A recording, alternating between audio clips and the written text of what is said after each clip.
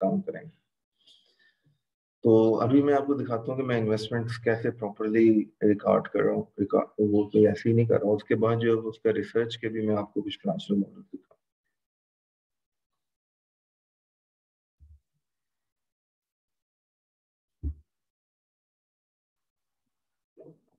जी, ये है financial model investment record करने का। तो इसकी ये पहली शीट है पैरामीटर्स के नाम से। इसमें जो है वो डेट हम मैं देता हूँ कि किस डेट पे हमें जो इन्वेस्टमेंट पोजीशन चाहिए कि इस डेट पे हम कितनी इन्वेस्टमेंट होल्ड कर रहे हैं, और रेंज देता हूँ डेट की कि किस ड्यूरेशन की हमें इन्वेस्टमेंट परफॉर्मेंस देखनी। तो अब मैं फॉर एग्जांपल तो और ये इस लिंक पे क्लिक करें तो ये हमें समरी पेज पे ले आएगा जहाँ पे सारी इंफॉर्मेशन समराइज करके दी है। और इसके अलावा इन्वेस्टमेंट ट्रांजैक्शंस की जो है वो हर एक की परचेज डेट, उसकी मैच्योरिटी डेट, उसकी प्रॉफिट डेट, उसका रेट ऑफ प्रॉफिट, किस बैंक या इंस्टीट्यूशन के साथ इन्वेस्टेड है, वो वो सब कुछ रिकॉर्ड किया जाता है ताकि हर ट्रांजैक्शन का पता चलता रहे इससे कितना रिसीवेबल है, कोई फूल ना कर सके। ऑल्दो बैंक्स जो है वो कई कम ही ऐसा होता है कि वो फूल करें, लेकिन फिर भी उन पे डिपेंड, उनकी ऑनेस्टी पे डिपेंड नहीं करना चाहिए। अपना सिस्टम जो है मैक्सिमम फूल प्रूफ और स्ट्रॉन्ग। तो और इस सिस्टम में जो है वो आपको ये भी इंडिकेट कर देता है, वो हाईलाइट हो जाती है ट्रांजेक्शन के जो ड्यू हो रही है, उनका प्रॉफिट ड्यू हो रहा हो या उनकी मेच्योरिटी ड्यू हो रही हो, ताकि टाइमली वहां से हम अपने पैसे कलेक्ट कर सकें और वहां पे वेस्ट या आइडल ना पड़े और उनको री इन्वेस्ट करने टाइम। तो अब लाइक हम ये समरी पेज पे जाते हैं। ये समरी आ गई है कि इस वक्त आपकी टोटल इन्वेस्टमेंट जो है 5.9 बिलियन की जो है वो उसकी कॉस्ट है, और उस पे क्रूड प्रॉफिट 61 मिलियन है। तो टोटल जो बन गई क्रूड प्रॉफिट के साथ वो 5.97 बिलियन है। तो ये जो है इसकी बाइफरकेशन की हुई है बाय क्लासिफिकेशन किस किस टाइप की इन्वेस्टमेंट्स हैं। Equity fund, mutual fund, mix mutual fund, fix income mutual fund, government bond, national saving bond, TFC यानी टर्म फिनांस सर्टिफिकेट, जो कि कंपनीज वगैरह की तरफ से इशू किए जाते हैं और स्टॉक एक्सचेंज पे अवेलेबल होते हैं। पीआईबी पाकिस्तान इन्वेस्टमेंट बॉन्ड जो कि स्टेट बैंक की तरफ से इशू होते हैं और बैंक्स के थ्रू परचेज किए जाते हैं। ट्रेजरी बिल्स भी जो स्टेट बैंक की तरफ से इशू होते हैं, और टीडीआर टर्म डिपॉजिट सर्टिफिकेट ये बैंक इशू करता है जो फिक्स डिपॉजिट के सर्टिफिकेट। तो ये जो है वर्टिकली इसकी जो है प्रॉपर क्लासिफिकेशन किस किस टाइप की इन्वेस्टमेंट कितनी है, उसका कितना शेयर है इन टर्म्स ऑफ परसेंटेज, और हॉरिजेंटली जो है वो सोर्स ऑफ फंड वाइज भी इसको एलोकेट किया हुआ है। ये हॉरिजेंटली आईसीटी की कितनी है, pension, GP fund, HCR, GTT and NTS वगैरह, इन सब की कितना कितना शेयर है, प्रॉफिट में कितना शेयर है। और ये नीचे जो है वो इनकम आ रही है फ्रॉम 30 जून टू 31 अगस्त, क्योंकि यही वहाँ पे हमने डेट दी हुई थी चेंज। ये 30 जून टू 31 अगस्त, अगर हम इसको चेंज करेंगे तो चेंज हो जाएगी। फॉर एग्जाम्पल हम इसको 30 सितंबर कर देते हैं,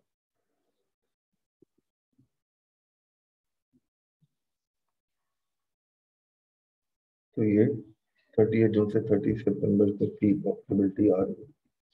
ये उसी तरह से क्लासिफाइड है वर्टिकली और horizontally two two way classification है इसकी। और ये टोटल प्रॉफिटेबिलिटी आ रही है 8.58%। तो उस वक्त जो है वो मार्केट में जो है इंटरेस्ट रेट्स और प्रॉफिट रेट्स कम थे, उसमें 8.58% भी जो है वो एक मुनासिब प्रॉफिट है। It was out performance by around 1.5%। I think 150 point से आउट परफॉर्मेंस है, क्योंकि टी बिल का रेट जो है वो 7% के करीब है। एंड ये नीचे म्यूचुअल फंड्स की परफॉर्मेंस भी आ रही है, क्योंकि उस वक्त हम कोई म्यूचुअल फंड होल्ड नहीं कर रहे थे। जो हमारी लास्ट मीटिंग हुई थी उसमें यही एग्री हुआ था कि म्यूचुअल फंड्स को आपने फर्दर होल्ड नहीं करना। सिवाय हमने जो है वो होल्ड किया हुआ था HBL इस्लामिक इनकम फंड जो है होल्ड किया हुआ था। तो इस्लामिक इनकम फंड जो है वो एनआईटी और एचबीएल का, क्योंकि एनटीएफ के कुछ डोनर्स की रिक्वायरमेंट थी कि आप उनकी इन्वेस्टमेंट जो है वो इस्लामिक करें, तो इसलिए उनकी रिक्वायरमेंट को सेटिस्फाई करने के लिए हमने इस्लामिक इन्वेस्टमेंट मेंटेन की थी। ये जो थोड़ी सी आ रही है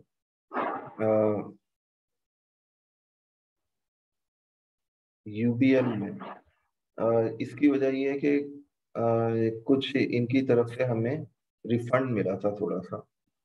वो मेरा ख्याल है तकरीबन 1-2 लाख रुपए रिफंड था, तो टैक्स का रिफंड आया, तो इस वजह से ये थोड़ा सा इनकी जो है वो प्रॉफिटेबिलिटी आ रही है 5.74 740,000 की, और यहाँ पे मेजर 442,072 प्रॉफिटेबिलिटी।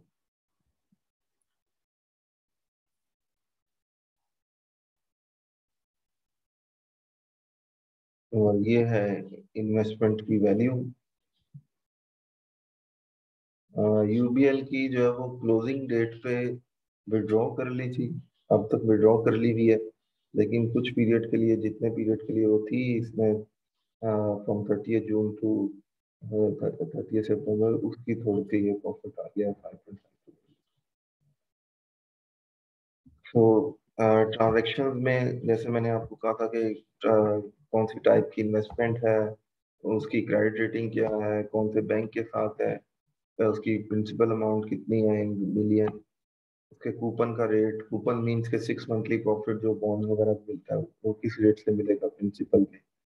तो इससे हमें जो है खुद कोई इधर उधर देखने की जरूरत नहीं होती, हमें पता होता है कहाँ से कितने पैसे ड्यू, और बैंकों से ज्यादा हमें इन्फॉर्म होते हैं अपनी इन्वेस्टमेंट के बारे में, और कि नेट यील्ड क्या आ रही है हर एक पे, किस डेट को मैच्योर हो रहे हैं प्रॉफिट, किस डेट को मिल रहा है।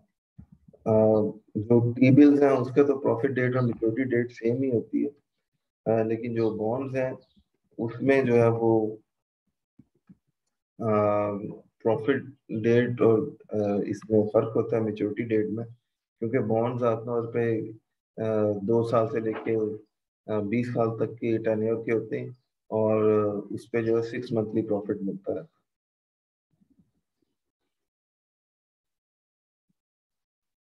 और जो हमने इसकी इन्वेस्टमेंट पोजीशन की डेट दी है, उस पे जो है वो हम इसको देख भी सकते हैं कि उस डेट को कौन कौन सी इन्वेस्टमेंट हमने होल्ड की है। ये आ रही है इंडिविजुअली, हर सिक्योरिटी आ रही है इस पे।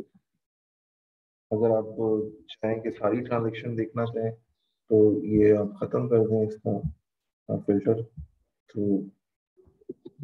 ये सारी ट्रांजेक्शन आ जाती हैं फ्रॉम 2010 से 2021 तक। ये 2010 को पहली ट्रांजेक्शन थी, और 2021 को आखिरी ट्रांजेक्शन।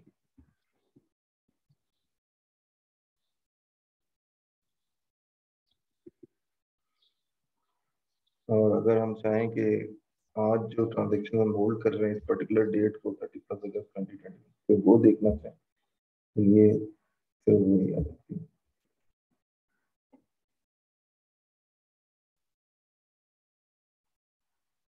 ये म्यूचुअल फंड की सिर्फ ये दो इस्लामिक फंड है, बाकी ये नेशनल सेविंग है। चेक इन ट्रांजिट मीन्स कि अ, हमारा जो है वो नेशनल सेविंग का प्रॉफिट है, वो 30th को, हर मंथ की 30th को ड्यू हो जाता है, लेकिन उसकी कलेक्शन में जो है वो 2-3 दिन लग जाते हैं, तो उसे एज चेक इन ट्रांजिट, ताकि हमें पता हो कि कहाँ कहाँ से पैसे ले। तो ये ट्रांजेक्शन की शीट थी। ये एक शीट है, फॉर एग्जांपल आप जो भी पीआईबी परचेज कर रहे हैं उसका जो उन्होंने प्रॉफिट रेट और जो उसकी प्राइस बनती है उसमें कितना कितनी होनी चाहिए, अगर ये प्रॉफिट रेट रखें तो प्राइस कितनी होनी चाहिए, ये सारी कैलकुलेशन वो ये पीआईबी वैल्यूअर देता है। तो इससे हमें जो बैंक वाले फूल नहीं कर सकते कि वो यील्ड कुछ बताएं और प्राइस कुछ निकले उसकी, तो यील्ड जो है वो प्राइस से कॉरस्पॉन्ड करनी चाहिए।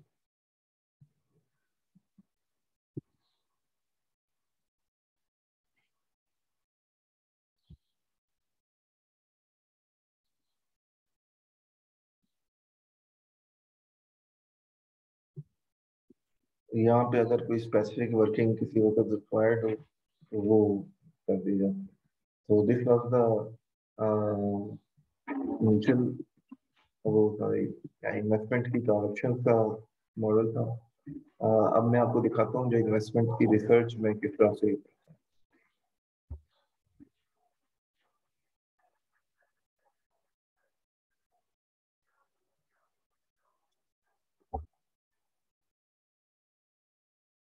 जी, तो अभी हम देखते हैं कि फिक्स इनकम दो किस्म की मेनली जो इन्वेस्टमेंट की टाइप्स होती है। एक होती है फिक्स इनकम जिसमें हमें इंटरेस्ट वगैरह मिलता है सिक्योरिटीज पे, और दूसरी होती है इक्विटी बेस्ड, यानी कि जो शेयर वगैरह जो है उसमें इन्वेस्टमेंट। तो ये फिक्स इनकम का रिसर्च मॉडल है। इसमें मैं जो है ना 2014 से तकरीबन 6 सालों से इसमें मैं हर टेनर का जो है वो इंटरेस्ट रेट रिकॉर्ड कर रहा हूँ। 2016 से हर टेनर का इंटरेस्ट रेट रिकॉर्ड कर रहा हूँ। from 7 days, 15 days, 90 days, 2 years, 3 years, 5 years and up to 30 years का जो है वो इंटरेस्ट में रिकॉर्ड करता हूँ डेली बेसिस पे। ये रिकॉर्ड किया हुआ अप टू ये सितंबर 21 तक। ठीक है, उसके बाद क्योंकि इन्वेस्टमेंट्स को हैंड ओवर कर दिया था तो इस वजह से मैं, तो इसका किस इंटरेस्ट रेट में इंक्रीज डिक्रीज आई है वो भी जो है ना साथ साथ, अगर जो डिक्रीज जो है मेजर होती है तो वो रेड हो जाते हैं, और इंक्रीज होती है या तकरीबन वही रहता है तो वो ग्रीन रहता है। ये इंक्रीजेज आई हैं इंटरेस्ट रेट्स में या yields में तो ये ग्रीन है, यहाँ पे डिक्रीजेज आई हैं तो ये रेड है। तो इससे मुझे ट्रेंड का पता चलता है। ये ट्रेंड्स जो है वो इसके ग्राफ भी हैं ये, हर ट्रेंड का अलग, हर टैनर का अलग अलग ग्राफ है। लेकिन ये कुछ ज्यादा कंजेस्टेड हो गया, इसको आप अलग अलग भी कर सकते हैं लाइक इस तरह से।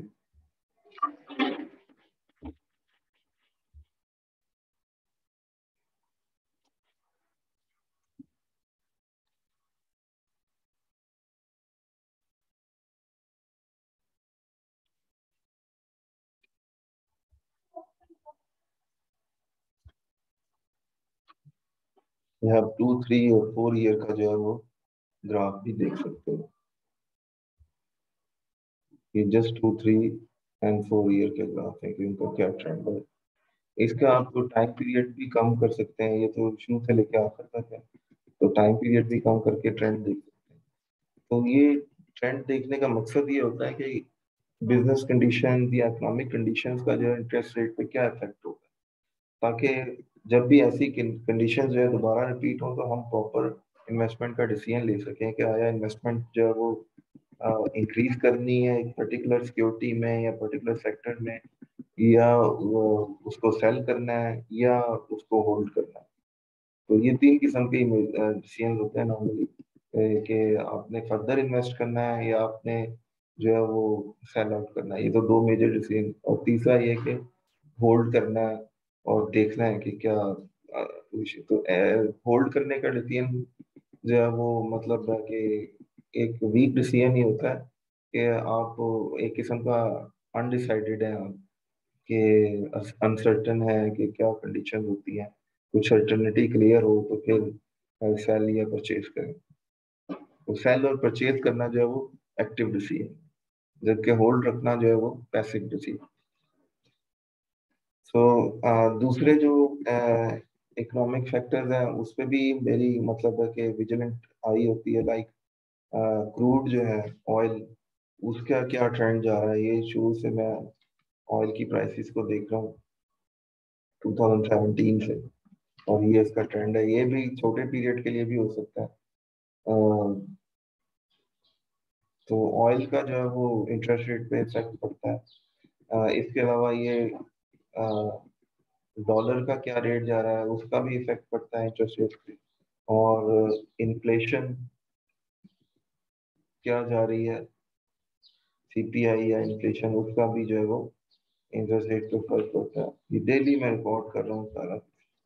दूसरे कंट्रीज की भी इन्फ्लेशन देखा हूँ, क्योंकि दूसरे कंट्रीज की इकोनॉमिक कंडीशन, जो बड़े बड़े कंट्रीज हैं, चाइना, यूएसए, यूरोपियन यूनियन, इनका पाकिस्तान पे भी इफेक्ट पड़ता है, जो कि आहिस्ता आहिस्ता जो है वो पाकिस्तान पे इफेक्ट उनका आना शुरू होता है, तो वो उस पर भी मेरी नजर रहती है। और करंट अकाउंट डेफिसिट, हाँ, इसके अलावा जो सिक्योरिटीज इशू की हुई है शुरू से लेके पाकिस्तान ने, बॉन्ड्स वगैरह की, उसका मैंने सारा रिकॉर्ड रखा हुआ है, ये फ्रॉम 2000 सिंस 2000,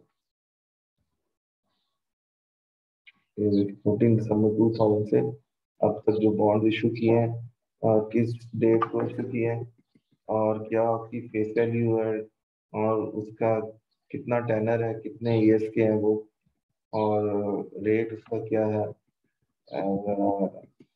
तो ये जो है वो इससे पता चलता है कि कब कब इनके जो है वो पुराने बॉन्ड्स ड्यू हो रहे हैं, और उनके लिए जो है वो गवर्नमेंट को पैसे की जरूरत है, और उसकी वजह से जो है वो डिमांड बढ़ जाएगी, और इंटरेस्ट रेट जो है वो अच्छा मिले। तो इस तरह के डिसीजंस करने में जो है इसका फायदा होता है। तो शुरू से मैं ये मेच्योरिटीज वगैरह, इन मेच्योरिटीज का जो है वो ग्राफ भी बनाया हुआ है कि ये कब ज्यादा अमाउंट जो है वो मेच्योर हो रही है।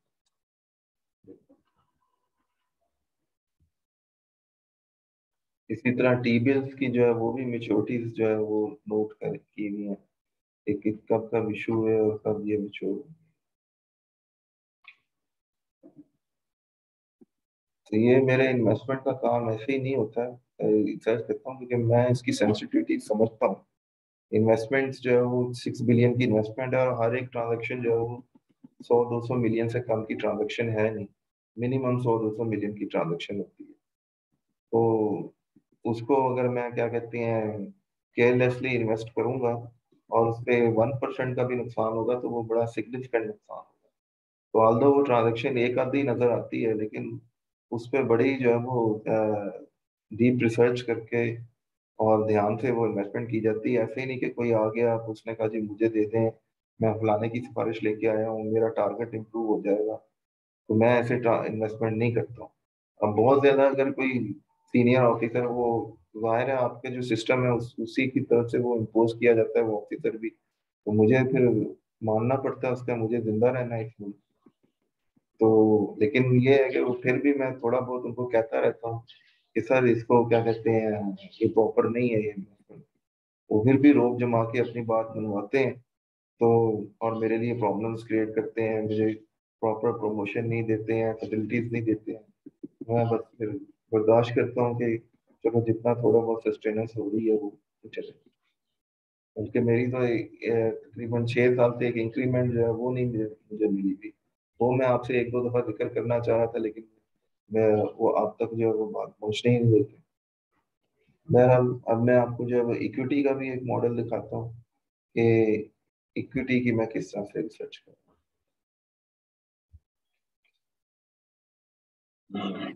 जी, अभी हम इक्विटी का फाइनेंशियल मॉडल देखते हैं कि उसमें किस तरह से रिसर्च हुई।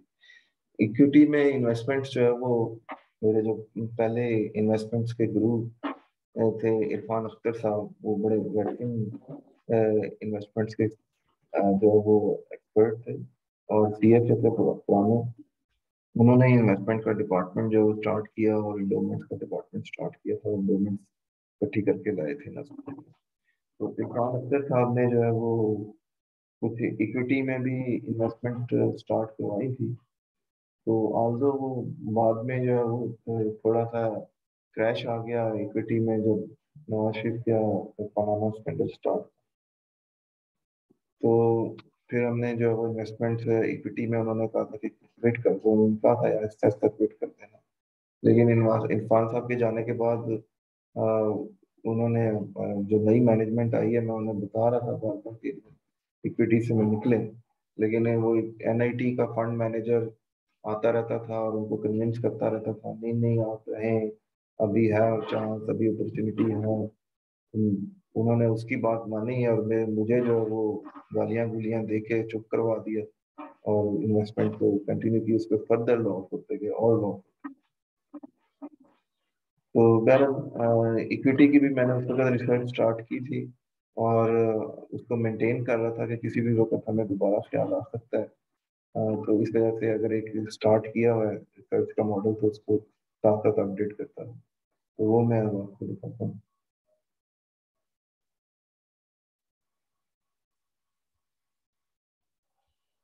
ये है, इसमें भी डिफरेंट शीट्स हैं। लाइक सबसे पहले डेट रेंज वगैरह देने के लिए कि किस डेट की आपको जो है वो इंफॉर्मेशन चाहिए डेट रेंज। और ये है कि कौन कौन तमाम स्टॉक्स की जो है वो प्राइसेस है, स्टॉक्स और सेक्टर्स और यानी कौन कौन से जो है वो बिजनेस के सेक्टर्स हैं जो डिटरमिन किए हुए हैं पाकिस्तान स्टॉक एक्सचेंज ने।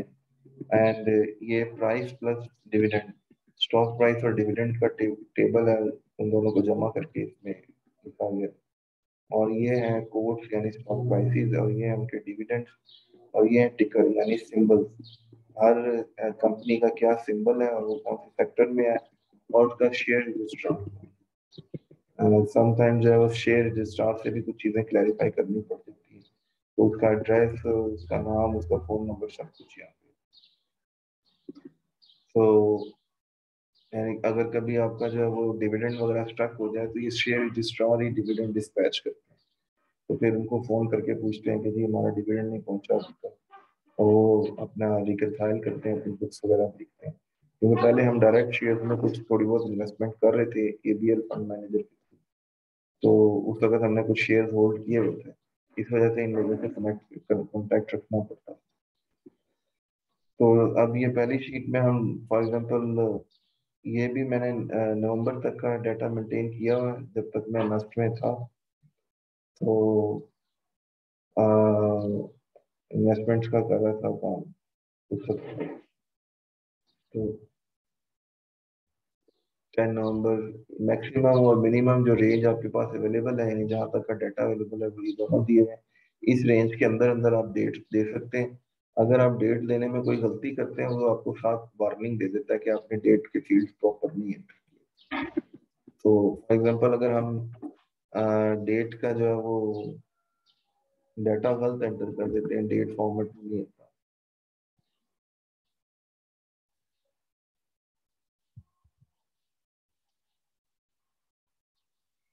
ये इम्प्रॉपर डेट इसमें है। तो और यहाँ पे नंबर बहुत बड़ा था तो डेट पोजीशन भी आउट थी। अब यहाँ पे हम प्रॉपर डेट देते हैं, फॉर एग्जांपल ये 10 नवंबर से 10 दिन पहले की, 1 नवंबर को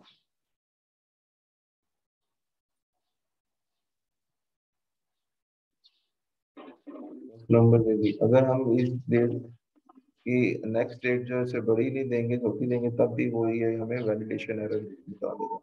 फॉर एग्जांपल यहाँ पे हम 30 अक्टूबर लिख देते हैं।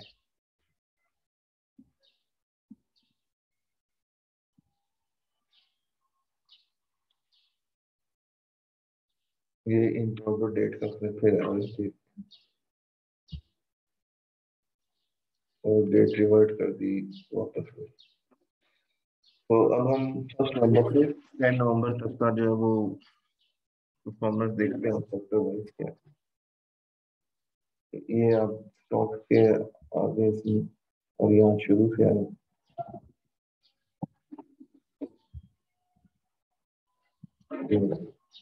ये डेट की कॉलम की वेट्स जो है वो कम है, इस वजह से यहाँ पे एनालिसिस नजर आ रहे हैं, इसकी वेट्स हम कॉपी कर लेंगे।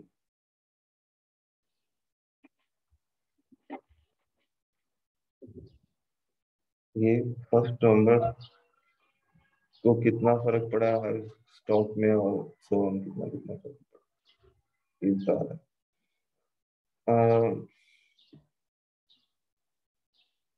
यहाँ पे ऊपर हमने न्यूज भी रखी हुई है कि उससे एक दिन पहले की क्या न्यूज थी और उसका जो है वो स्टॉक पे क्या फर्क पड़ा। फॉर एग्जांपल हम जो है वो 1 नवंबर पे हमें 31 अक्टूबर की जो है बिजनेस न्यूज मिल जाएंगी। जो इस डेट का शायद पेपर इशू नहीं हुआ इस वजह से ये हुआ है। हम इससे आगे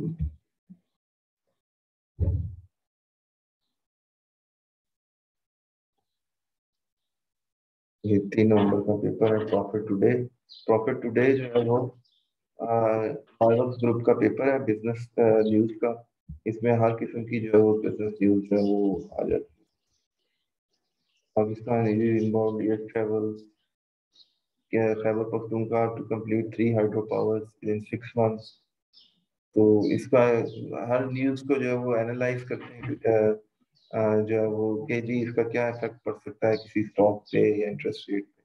फॉर एग्जांपल अगर हाइड्रो पावर के जो है वो ज्यादा प्रोजेक्ट्स हो जाएंगे तो फिर थर्मल पावर की वैल्यू कम हो जाएगी, उसकी डिमांड कम हो जाएगी। तो हो सकता है थर्मल पावर के शेयर्स कैपको के और इसी तरह जो दूसरे हैं थर्मल पावर के उनके जो है वो शेयर शायद कम हो जाए इस खबर से। एंड इसी तरह आगे PM announces subsidy package to mitigate inflation impact. तो अब ये जिन चीजों के लिए सब्सिडी अनाउंस की है उनका शेयर चढ़ जाएगा। वो सब्सिडी जाहिर है उन कंपनीज को मिलेगी कि आप अपनी प्राइस को कम रखें, हम आपको जो उनकी पब्लिक के बिहाफ पे हम आपको पेमेंट कर देते हैं। तो जब उनको पेमेंट आएगी तो उनकी जो है वो शेयर की वैल्यू चढ़ जाएगी। तो ये फिर textile export hit all time high, इससे टेक्सटाइल के शेयर चढ़ जाएंगे। तो ये जो है वो इन न्यूज का इफेक्ट पड़ता है। तो हम न्यूज को साथ साथ कोरिलेट करते हैं। और ये भी बताता है कि हर रोज कौन कौन सा शेयर जो है वो चढ़ा है, सबसे ज्यादा किसने गेन किया। ये फॉर एग्जांपल पीआईसीटी ने 24% गेन किया है। फिर एफनेल फर्स्ट नेशनल इक्विटी लिमिटेड, इसने जो 39% जो है वो आज के दिन इसकी प्राइस ने ग्रो किया। पेस लिमिटेड ने 54% आज के दिन गेन किए, यानी 3 नवंबर को एंको हमारे क्या। और हम जो है वो इसको परफॉर्मेंस को सेक्टर वाइज और स्टॉक वाइज भी देख सकते हैं सॉर्ट करके।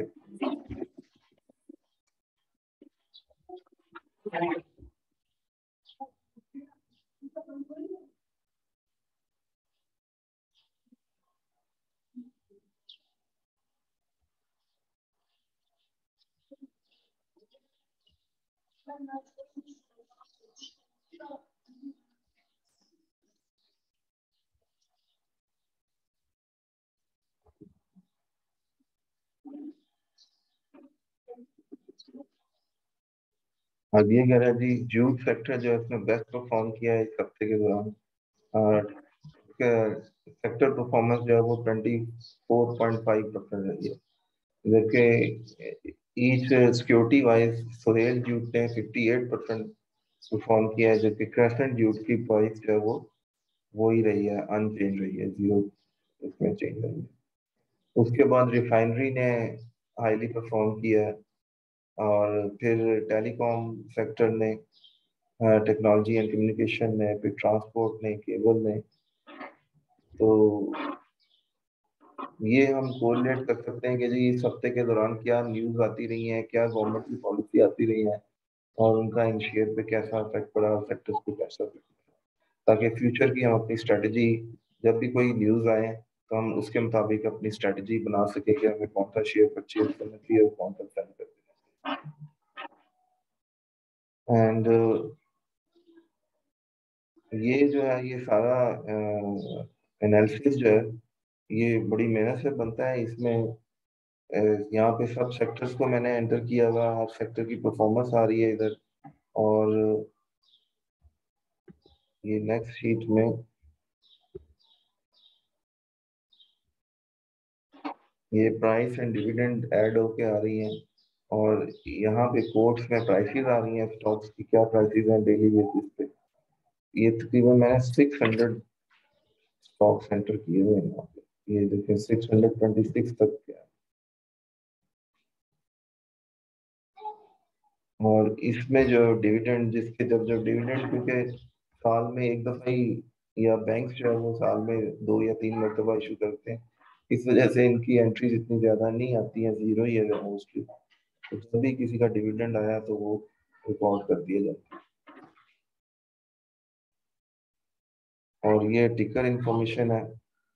कि जी हर सिक्योरिटी जो है वो कौन से सेक्टर में फॉल करती है, उसकी सिंबल क्या है, उसका फुल नेम क्या है, उसके कितने शेयर्स हैं आउटस्टैंडिंग, हर शेयर की बेसिक वैल्यू क्या है, मार्केट कैपिटलाइजेशन क्या है, उनका ईयर एंड क्या है, फाइनेंशियल ईयर एंड, और उसका शेयर रजिस्ट्रार क्या है। शेयर रजिस्ट्रार की इंफॉर्मेशन मैंने ट्रांसफर पे रखी थी, क्योंकि मुझे मुझे ट्रैक करना पड़ता था कि अगर उन्होंने डिविडेंड अनाउंस कर दिया और मुझे अगर वो बैंक में ना आए तो फिर मैं उससे ट्रैक करता था कि हमारा डिविडेंड नहीं आया। तो फिर अ, इस चीज में जो है ये, क्योंकि शेयर रजिस्ट्रार को इतने ज्यादा वो बैंकर्स की तरह कोई वो नहीं होते हैं उनके फूल प्रूफ सिस्टम, तो रिस्क होता है उसमें कि जी शेयर डिविडेंड अनाउंस कर दें और हो सकता है कि कुछ शेयर डिविडेंड ना दे दें, तो ट्रेस करना पड़ता है कि जी हमारा डिविडेंड आया या नहीं आया। तो ये हम क्लिक करें तो उनके कॉन्टेक्ट पे पहुंच जाते हैं। से ये फार्मास्यूटिक एबट लेबोरेटरीज का ये फैंको एसोसिएट्स है, ये इसका फैंको एसोसिएट्स का जो है वो सारी डिटेल खुल गई कि ये कहाँ पे है, फैसल कराची में है, ये इनके फोन नंबर है। अगर डिविडेंड का मसला होता है या कोई और इन्फॉर्मेशन पूछनी होती है तो इनको फोन करते हैं।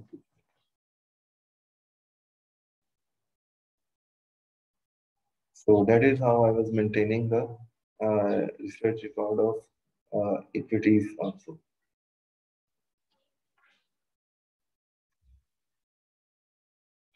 इसके अलावा मैं जो है वो फिजिबिलिटीज भी बनाता रहा हूँ। आल्सो मिलियंस ऑफ रुपीस जो है वो आउटसाइडर कंसल्टेंट को देते थे लास्ट में, जब भी फिजिबिलिटी, क्योंकि वो भी कहते थे कि जी जब हम किसी ऑथेंटिक कंसल्टेंट से, जैसे केपीएमजी हो गया या डिलॉयट हो गया या इस तरह के बड़े बड़े नाम अटैच होते हैं जब कंसल्ट फिजिबिलिटी रिपोर्ट पे, तो उस फिजिबिलिटी की वैल्यू होती है। उस फिजिबिलिटी को जो है विदाउट एनी डाउट कोई भी ऑफिस या बैंक जो है वो एक्सेप्ट कर लेता है। तो इस वजह से उनसे करवाते हैं, लेकिन वो लोग फिर एक दफा फिजिबिलिटी बना देते थे जैसे तैसे, काम भी अक्सर हमारे से करवाते थे, और फिर उसके बाद वो बिल्कुल पैसे लेने के बाद बिल्कुल भी कोऑपरेट नहीं करते। कोई भी चीज पूछनी होती, कोई करेक्शन करानी होती, वहाँ कहते थे हमारा काम खत्म हो गया। तो फिजिबिलिटी, अक्सर मुझे वो फिजिबिलिटी नए सिरे से दोबारा बनानी पड़ती थी। हर ऑफिसर जो है वो उसकी अपनी ख्वाहिशें पूरी करने के लिए इसको फलाने तरीके से करके देखो, इसको फलाने चीज इसमें डाल के देखो, फलाने ऑप्शन टेस्ट करके देखो। तो वो सबकी जो ख्वाहिशें पूरी करते करते जो है वो कितने काम दोबारा से करने पड़ते थे। और वो मुझे उसी में बाहर से जो है वो एक को तो $500,000 दिए थे, $5 लाख, डिलॉयट यूएसए के, एनएसपीपी की फैसिलिटी थी, और वो मुझे बनानी पड़ रही थी बाद में, बल्कि वो मैं आपको दिखा भी देता हूँ।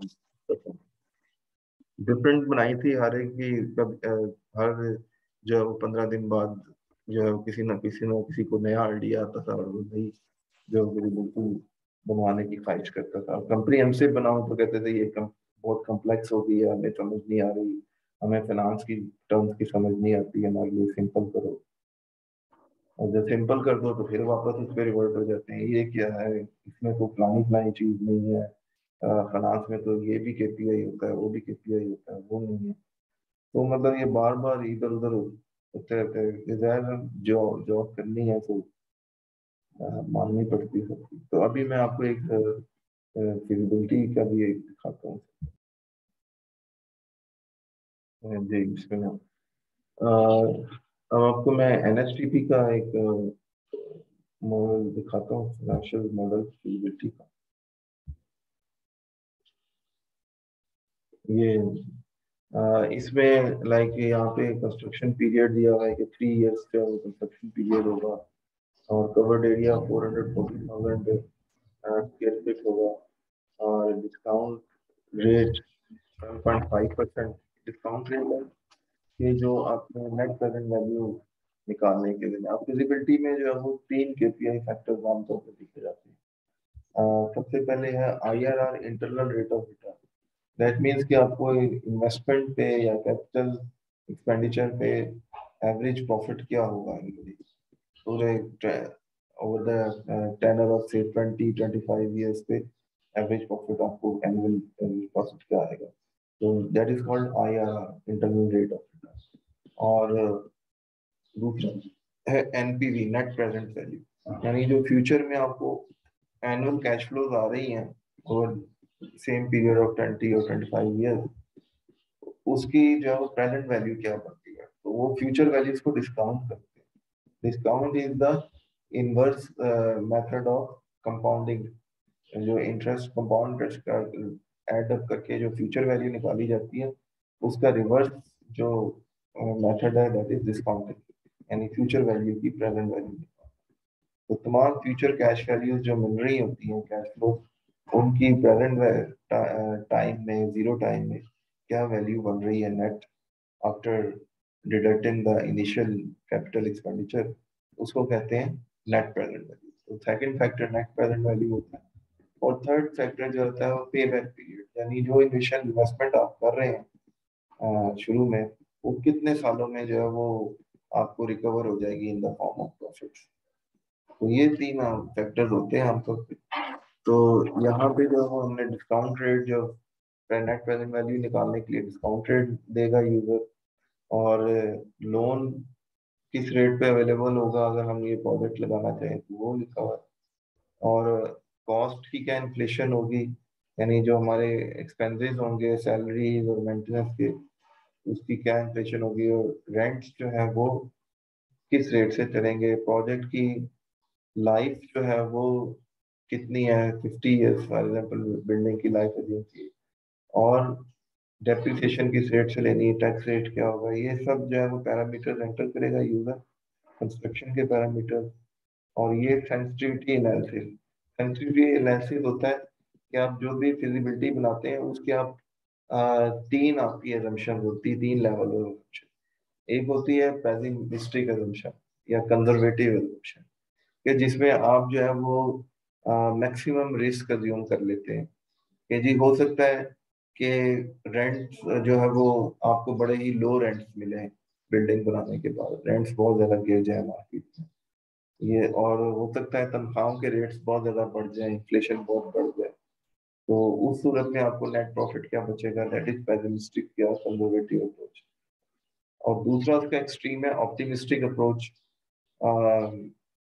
ऑप्टिमिस्टिक अप्रोच है कि आप कहते हैं कि जी हमने तो जो है नॉर्मल रेंट एज्यूम किए हुए हैं, हो सकता है रेंट्स जो है वो इससे ज्यादा हो फ्यूचर में, और हमने बहुत ज्यादा इन्फ्लेशन लगाई हुई है, हो सकता है इन्फ्लेशन इससे कम हो फ्यूचर में, तो हमें नेट प्रॉफिट काफी ज्यादा हो सकता है। तो दैट इज द ऑप्टिमिस्टिक। और थर्डली जो जो इनकी मीडियोकर लेवल है, दैट इज नॉर्मल या प्रैक्टिकल या प्रैग्मेटिक अप्रोच, कि जिसमें आप नॉर्मल और मीडियोकर जो है वो आप अपने अजम्पशन रखते हैं रेवेन्यूज के और एक्सपेंसेस के और दूसरी चीजों के जो अफेक्ट करें क्रेडिबिलिटी को। तो ये तीन लेवल इसमें भी वैसे ही रखे गए हैं, नॉर्मल, ऑप्टिमिस्टिक, पेसिमिस्टिक। तो यहाँ पे जो है वो जो भी हम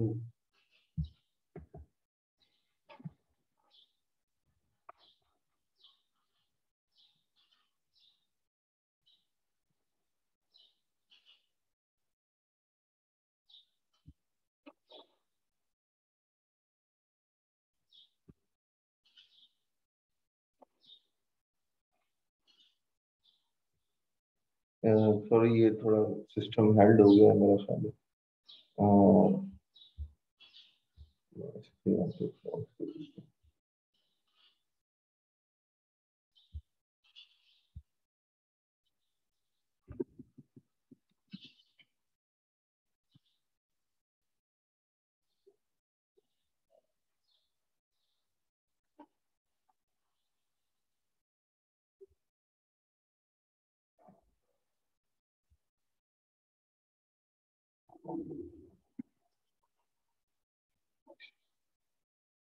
जी आई एम सॉरी, वो थोड़ी देर के लिए सिस्टम जो है वो स्टक हो गया था, हेल्ड हो गया था। तो लेट्स जी, तो हम बता रहे थे कि जी डिफरेंट सेंसिटिविटी लेवल्स हैं, सेंसिटिविटी लेवल्स भी कहते हैं, स्ट्रेस टेस्टिंग भी कहते हैं। तो फिर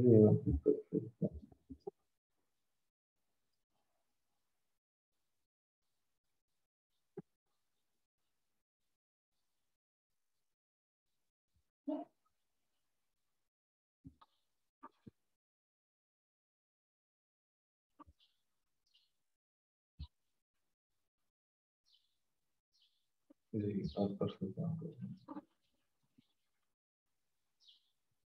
तो यहाँ पे हम स्ट्रेस टेस्टिंग के डिफरेंट लेवल ले सकते हैं, ये तीनों में से कोई भी लेंगे तो उसकी वैल्यूज जो है वो इधर आ जाएंगी। फॉर एग्जांपल हम अभी नॉर्मल है, हम पेसिमिस्टिक लेवल लेंगे तो ये पेसिमिस्टिक की वैल्यूज यहाँ पे आ गई।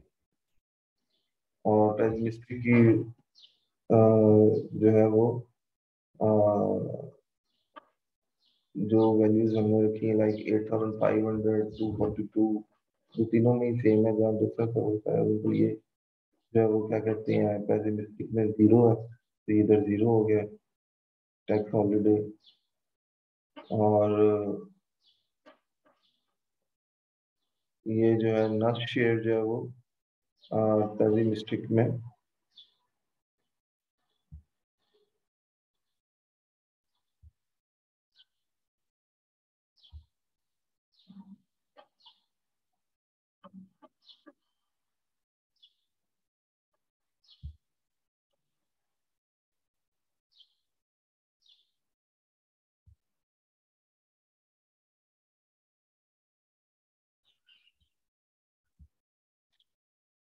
जी, इसमें नस्ट शेयर जो है वो पेसिमिस्टिक से काफी नहीं होगा, क्योंकि इसमें कंडीशन है कि अगर कैपिटल मिक्स में 100% लोन है, ऑल लोन है, तो फिर नस्ट के शेयरिंग का क्वेश्चन ही नहीं पैदा होता, फिर तो टोटली नस्ट का ही है, क्योंकि नस्ट लोन लेके ये सब कंस्ट्रक्ट कर 100% लोन लेके, कोई प्राइवेट पार्टनर नहीं है।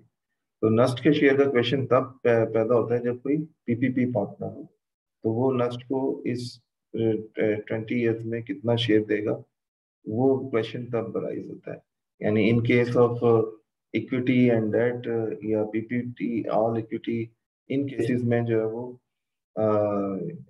नस्ट के शेयर का क्वेश्चन पैदा होता है। लेकिन अगर ऑल लोन है तो फिर सारा ही नस्ट का है, फिर नस्ट के शेयर का क्वेश्चन नहीं पैदा होता, 100% ही नस्ट है। इस वजह से यहाँ पे जीरो है।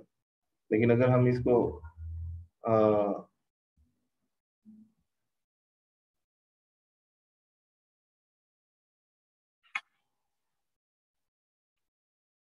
अब क्योंकि इसको तकरीबन आपको पता है एनएसटीपी बने हुए भी कितना अर्सा हो गया, उससे काफी पहले ये फिजिबिलिटी बनाई जा रही थी। तो इस वजह से कई चीजों की बारीकियां मुझे एग्जैक्टली याद नहीं है, इस वजह से कहीं कहीं पे मैं थोड़ा सा स्टक कर देता हूँ।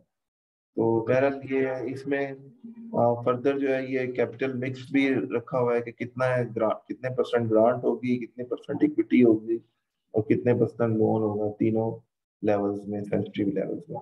और ये जो लोन है उसकी रीपेमेंट का क्या फॉर्मेट होगा, एनुअल एन्युटीज की फॉर्म में, या at the end of the period जो है प्रिंसिपल पे होगा, बिफोर दैट इंटरेस्ट ही पे होता रहेगा, और लोन का टेनर क्या होगा, और इसी तरह से और भी फैक्टर्स। तो उसके बाद रिजल्ट्स क्या निकलते हैं, नस्ट के पर्सपेक्टिव से क्या रिजल्ट्स आते हैं, आईआरआर, एनपीवी, पे बैक, एंड इन्वेस्टर के पर्सपेक्टिव से क्या, उसको क्या रिटर्न मिलता है आईआरआर का और एनपीवी का। नस्ट की क्योंकि इन्वेस्टमेंट नहीं है तो इस वजह से आईआरआर उसका कैलकुलेट नहीं होगा, क्योंकि डिनोमिनेटर ही जीरो है, कोई इन्वेस्टमेंट ही नहीं है, तो इस वजह से आईआरआर की कैलकुलेशन में जो है वो एरर देता है। लेकिन एनपीवी कैलकुलेट हो सकती है, पे बैक पीरियड कैलकुलेट हो सकता है।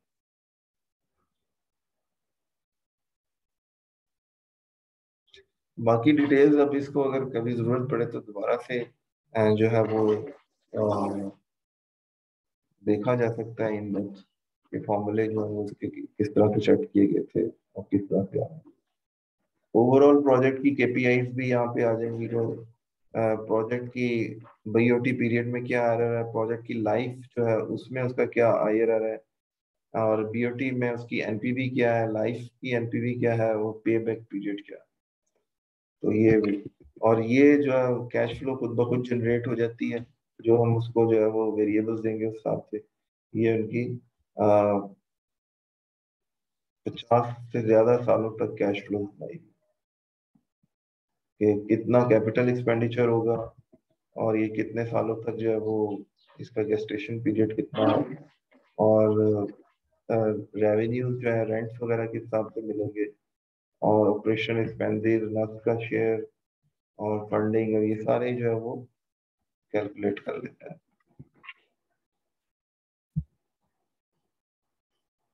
और ये ग्राफिकल फॉर्म में भी बताया हुआ है कि एनएसटीपी किस तरह पीपीपी सिस्टम या लोन सिस्टम या मिक्स से बनेगा।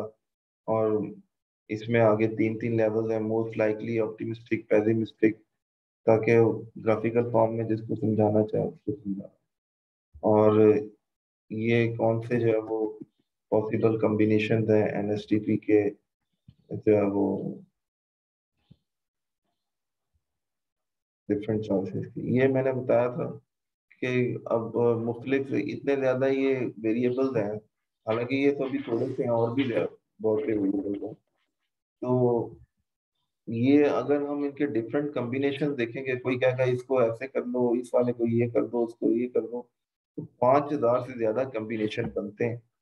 ये मैं उनको बताना चाह रहा था सर, वो सबके हर कोई नई नई बात करेगा तो ये तो 5,000 से ज्यादा कॉम्बिनेशन बनते हैं, तो 5,000 विजिबिलिटीज बनाओ।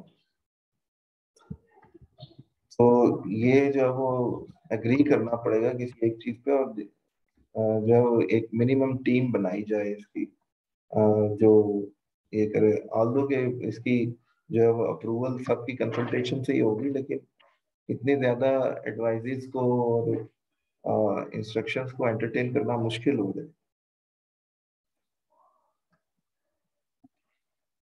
इसकी और भी फॉर्म्स में बनाई थी, अ, जो कि मैं आपको देखता हूँ अगर अवेलेबल है।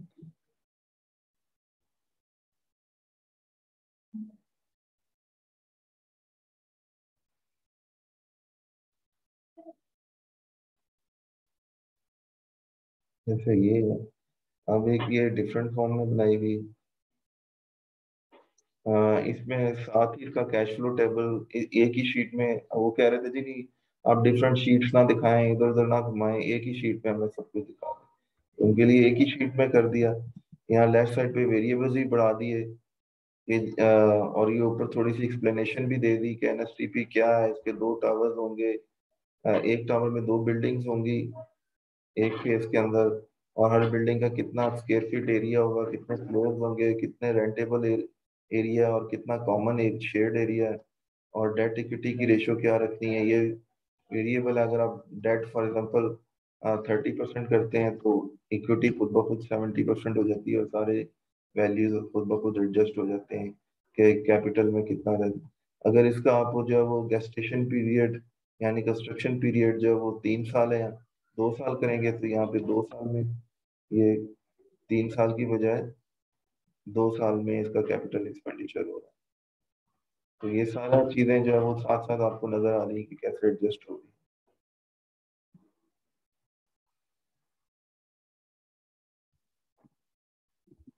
और ये टोटल प्रोजेक्ट कॉस्ट है 7.275 बिलियन।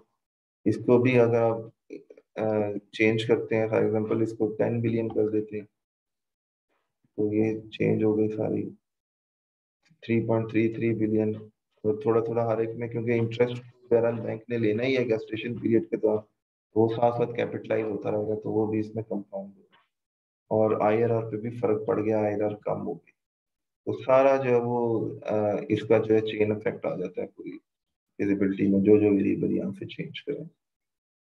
कंस्ट्रक्शन की इन्फ्लेशन ज्यादा रखी हुई है।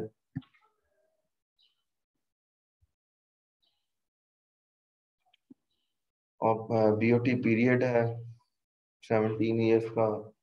लैंड कितनी एलोकेट करनी है, ये सारी चीजें। ग्राउंड लीज, नस्ट कितनी ग्राउंड लीज लेगा, 4 रुपीज पर स्क्वायर फीट के हिसाब से। और मेंटेनेंस वगैरह के जो है वो कितने खर्चे होंगे बिल्डिंग की, सिक्योरिटी एंड मेंटेनेंस के, मैनेजमेंट फी कितनी लेगा। एक्सपेंस की इन्फ्लेशन अलग है, रेवेन्यू की इन्फ्लेशन अलग है। रेंट ऑफिस का पर स्क्वायर फीट पर एनम।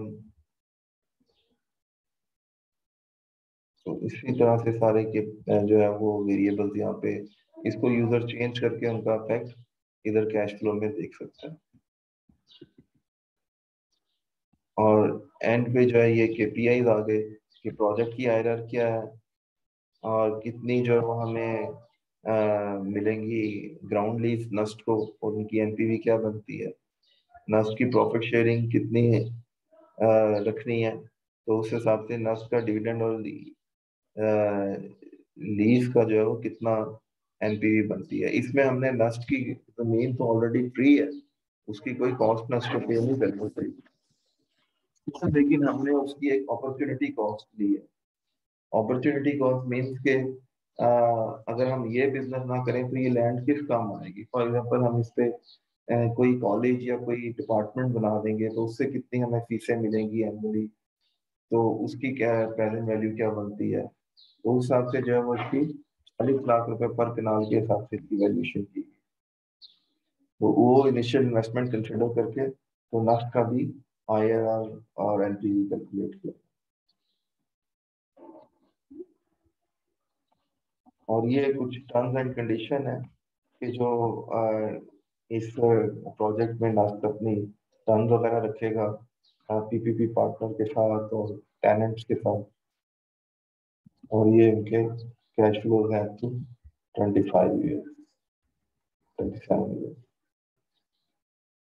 इस तरह से ये एक और फॉर्मेट था इन्फ्लेशन का। इसमें जो वो ये एक डॉक्यूमेंट भी दिया हुआ है कि इनके रेंट्स जो है वो किस ट्रेंड से इंक्रीज करेंगे। जो हमें कंसल्टेंट ने बताया था वही कंसल्टेंट की ही बताई हुई जो है वो एनुअल इंक्रीजेज इसमें दी गई।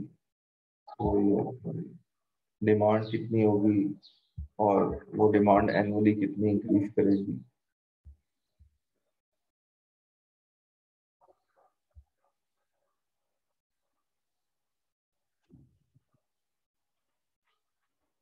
तो इसी तरह सोलर का भी फिजिबिलिटी, और भी फिजिबिलिटी बनाई थी आपको सोलर के भी बता दें।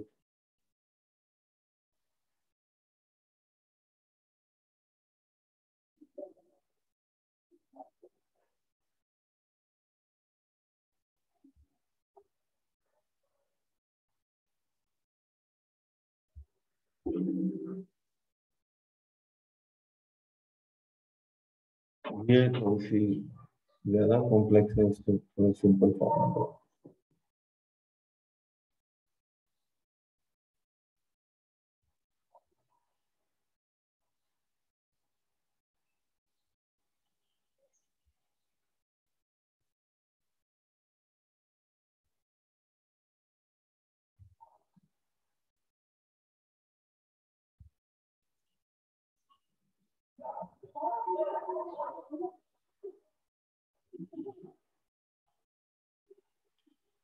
जी, इसमें हाँ ये पैरामीटर्स बताए हुए हैं और हर पैरामीटर की कितनी सेंसिटिविटी है कि वो प्रॉफिटेबिलिटी पे कितना अफेक्ट करते हैं, नेगेटिवली या पॉजिटिवली।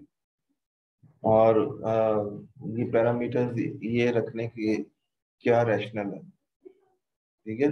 फॉर एग्जांपल आप क्यों कह रहे हैं कि जी 50% कैपेसिटी पे हमने इंस्टॉल करना है, पूरे 1 मेगावाट का नहीं इंस्टॉल करना, 0.5, क्योंकि हम इकोनॉमी ऑफ स्केल जो है वो लेना चाह रहे हैं। 500 किलोवाट्स का अगर हम लगाएंगे, छोटे छोटे नहीं लगाएंगे, तो हमें जो है वो एक दफा बड़ी परचेज करने पे और बड़ी इंस्टॉलेशन करने पे हमारे एक्सपेंसेस बढ़ जाएंगे। तो दैट वाज द रैशनल। इसी तरह दूसरी फैक्टर्स के भी रैशनल दिए गए हैं। एनुअल डिग्रेडेशन हमने 1% ली हुई है, यानी हर साल जो है वो उनकी प्रोडक्टिव कैपेसिटी जो है हर पैनल सोलर पैनल की वो कम होती जाएगी 1% से। तो ये इसका क्या रैशनल था कि कंसेंसस से ये लिया गया कि तमाम जो इंजीनियर्स और एक्सपर्ट्स हैं उन्होंने प्रीवियस एक्सपीरियंसेस के बेसिस पे कहा कि जी इसकी 1% जो डिग्रेडेशन होती है उसका फैक्टर भी आप रखें, उसकी भी गुंजाइश रखें। तो इस वजह से ये हमने लिए। तो हर फैक्टर की जो है वो यहाँ पे रैशनल भी दी हुई है कि क्यों ये फैक्टर लिया और उसकी उसका कितना इफेक्ट होता है हर फैक्टर का प्रॉफिटेबिलिटी पे, उस फैक्टर को कम ज्यादा करने से, ट्वीक करने से या वेरिएट करने से, वो भी साथ बताया कि कितनी सिग्निफिकेंस है फैक्टर की। तो उसको जो है वो कौन से ज्यादा सिग्निफिकेंट फैक्टर है, कौन से कम सिग्निफिकेंट फैक्टर है, वो बताया।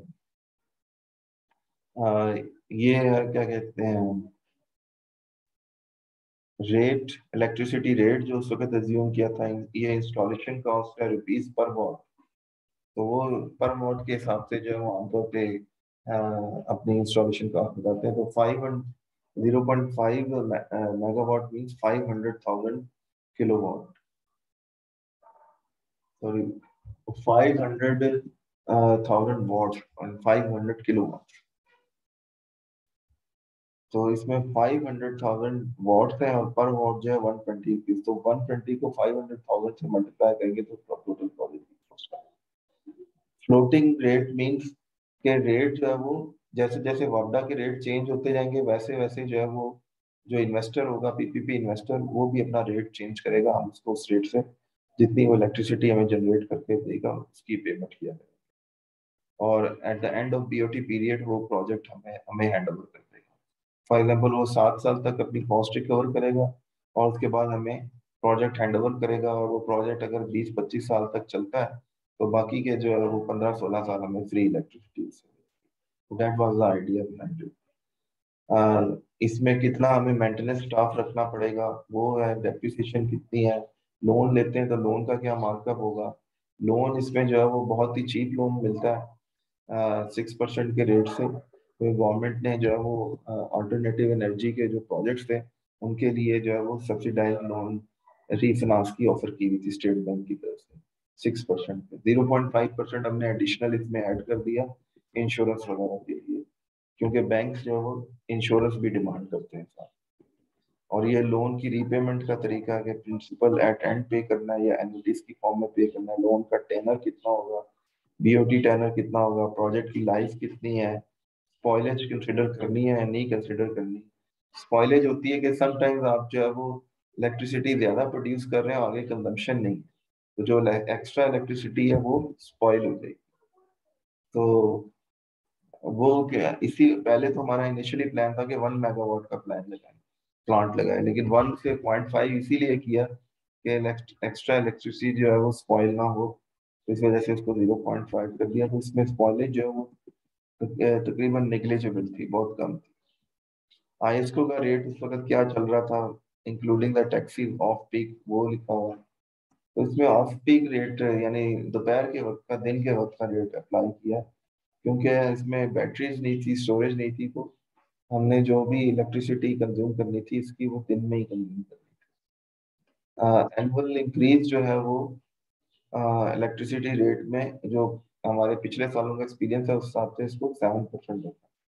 इसी तरह दूसरे फैक्टर्स हैं, प्रोडक्शन, उसकी प्रोडक्शन आल्दो ये 0.5 मेगावाट का था, अ, यानी कि 500,000 किलोवाट पर आवर हो, उसको जो है वो आप मल्टीप्लाई कर दें कि जी दिन के 5-6 घंटे बिजली प्रोड्यूस होगी, उससे मल्टीप्लाई करें, और उसमें से कुछ दिनों में जो है वो फॉर एग्जांपल जो अच्छे सनी डेज होंगे और क्लियर मौसम होगा उसमें इलेक्ट्रिसिटी जो है वो फॉर एग्जांपल 80% एफिशिएंट होंगे, और जो क्लाउडी दिन होंगे, डस्की दिन होंगे, उसमें जो है एफिशिएंसी से कि 20% होगी। तो ये सारे फैक्टर्स जो है वो एंटरटेन करने के बाद जो है वो ये 675,000 किलोवाट आवर्स की एनुअल प्रोडक्शन अज्यूम की हुई थी हमने, जो कि एनुअली जो है वो 1% से डिक्लाइन भी होती रहेगी, क्योंकि उनकी सोलर पैनल की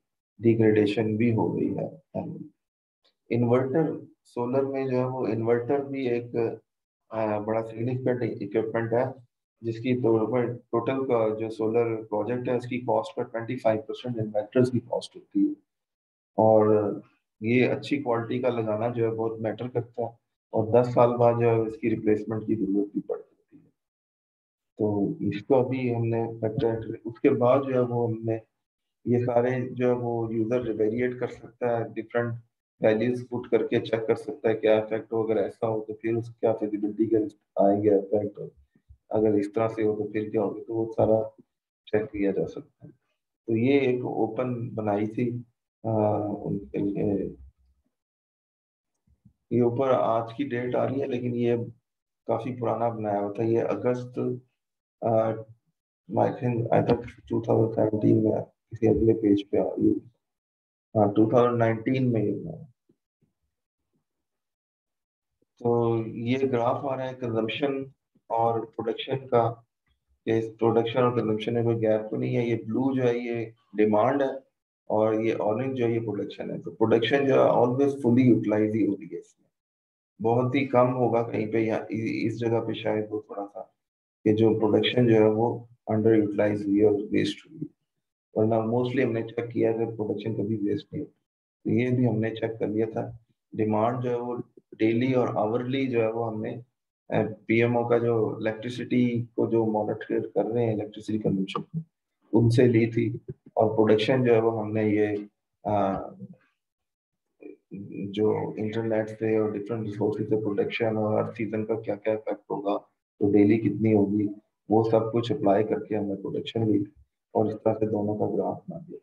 इसकी भी बड़ी डिटेल वर्किंग है, डिमांड और प्रोडक्शन और डिमांड प्रोडक्शन की। ये हर रोज की 24 आवर्स की जो डिमांड नोट की हुई है, और फिर प्रोडक्शन भी हर रोज की रिकॉर्ड की हुई है। ये प्रोडक्शन है।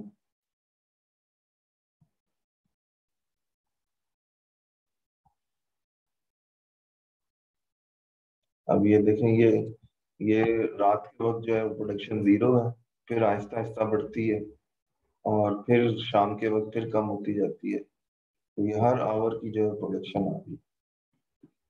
और फिर ये इनके डिफरेंस से जो है स्पॉइलेज निकल रही है, किस किस दिन में स्पॉइलेज हुई, बहुत कम कुछ दिनों में स्पॉइलेज आ रही है, इतनी ज्यादा स्पॉइलेज।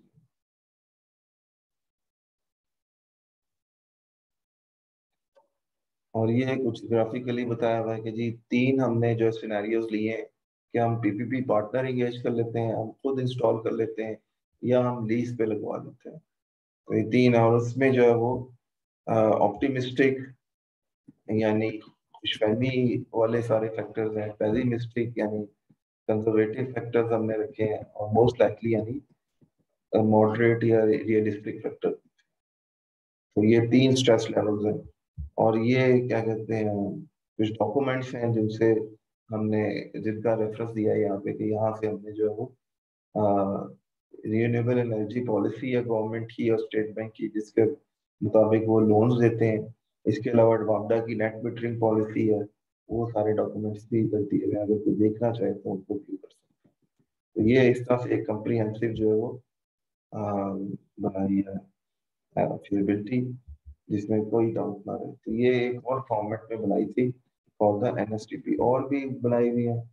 सॉरी, ये सोलर के लिए बनाई थी, इस एनएसटीपी की पहले बता दी। इसके अलावा और भी इसी तरह से फिजिबिलिटीज वगैरह के काम किए गए।